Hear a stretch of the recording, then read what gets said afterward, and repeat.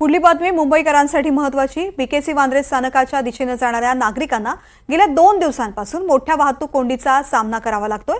BKC मधील Jio world convention सेंटरमध्ये 28 August ते 30 ऑगस्ट दरम्यान ग्लोबल फिनटेक फेस्टचं आयोजन करण्यात आलं आहे।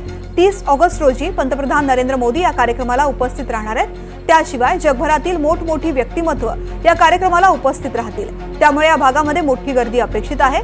बीकेसी मधील वाहतूक कोंडी टाळण्यासाठी JVLR, SCL आणि पूर्व मुक्त मार्गाचा वापर करण्याचा वाहतूक पोलिसांकडून सल्ला देण्यात आलाय। याचा आढावा घेतलाय आमचे प्रतिनिधी महेश बागल यांनी।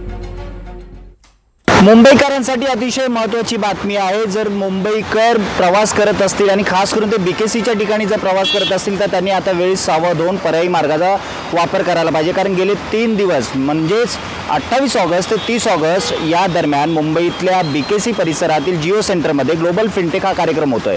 आणि यामुळे झालंय काय की सकाळी 9 वाजल्यापासून ते रात्री 8 वाजेपर्यंत या प्रकारचं ट्रॅफिक बीकेसीमध्ये आपल्याला पाहायला मिळतंय।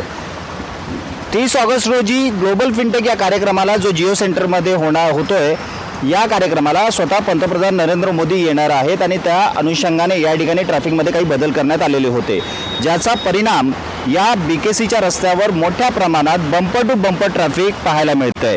याचं एक उदाहरण द्यायचं झालं म्हणजे सायन ब्रिज हा आता तोडण्यासाठी बंद करण्यात आलेला आहे। आणि त्यानंतर जर बीकेसी मध्ये तुम्हाला बांद्रा पूर्वेतून इथे यायचं असेल तर तब्बल तास ते 1.5 तास लागत असल्याचं काही जणांनी NDTV मराठीशी बोलताना म्हणून दाखवलेलं आहे। होतंय काय की या ठिकाणी मोठ्या प्रमाणात ट्रॅफिक लागलेला आहे।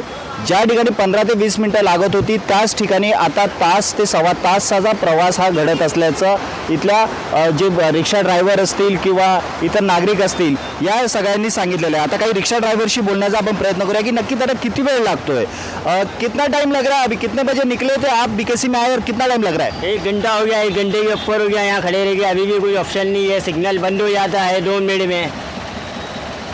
क्या करें, शाम में भी ऐसे ही हो रहा है, यहाँ पे रोज का हो गया है। आप कितने बजे निकले थे, कितना देर आप फंसे ट्रैफिक में? भाई 1-1.5 घंटे से ज़्यादा हो गया है भाई, बहुत परेशानी हो रही है। रोज़ ऐसा हो गया, अब क्या करना, अब आप लोग ही बताओ। नक्कीच पाहिलं की कशा प्रकारे ट्रॅफिक जाम झालं आहे आणि फक्त बीकेसीचाच हा जो परिणाम आहे तो बीकेसी पुरता मर्यादित नाही आहे। बीकेसीमध्ये ट्रॅफिक जाम झाल्यामुळे विक्रोळीवरून जर बीकेसीच्या ठिकाणी जर ट्रॅफिक येत असेल तर तेही जाम दिसतंय। ईस्टर्न फ्रीवेवरून जर तुम्ही बीकेसीच्या दिशेने येत असाल तर तुम्हाला ट्रॅफिकचा सामना करावा लागणार आहे। बरं, प्रशासनाकडून काही उपाययोजना करण्यात आल्या आहेत का? आता या अगोदर म्हणजे हा जो इव्हेंट जिओ सेंटरमध्ये होतोय तो इव्हेंट होण्या अगोदर सोशल माध्यमांवर मुंबई पोलिसांच्या ट्रॅफिक विभागाकडून काही पर्यायी मार्ग सुचवण्यात आले होते, ज्याचा वापर मुंबईकरांनी करावा असं त्यांनी म्हटलेलं होतं। ते पर्यायी मार्ग कुठले? तर सांताक्रूझ चेंबूर लिंक रोड जो आहे तो तुम्ही वापरू शकता। तुमच्या डेस्टिनेशनपर्यंत तुम्हाला जिथे जायचं आहे त्याचा तिथे पोहोचण्यासाठी तुम्ही या मार्गाचा वापर करू शकता। जोगेश्वरी विक्रोळी लिंक रोड हा पर्याय तुमच्याकडे आहे आणि त्यानंतर ईस्टर्न फ्रीवेचा पर्याय तुमच्याकडे आहे।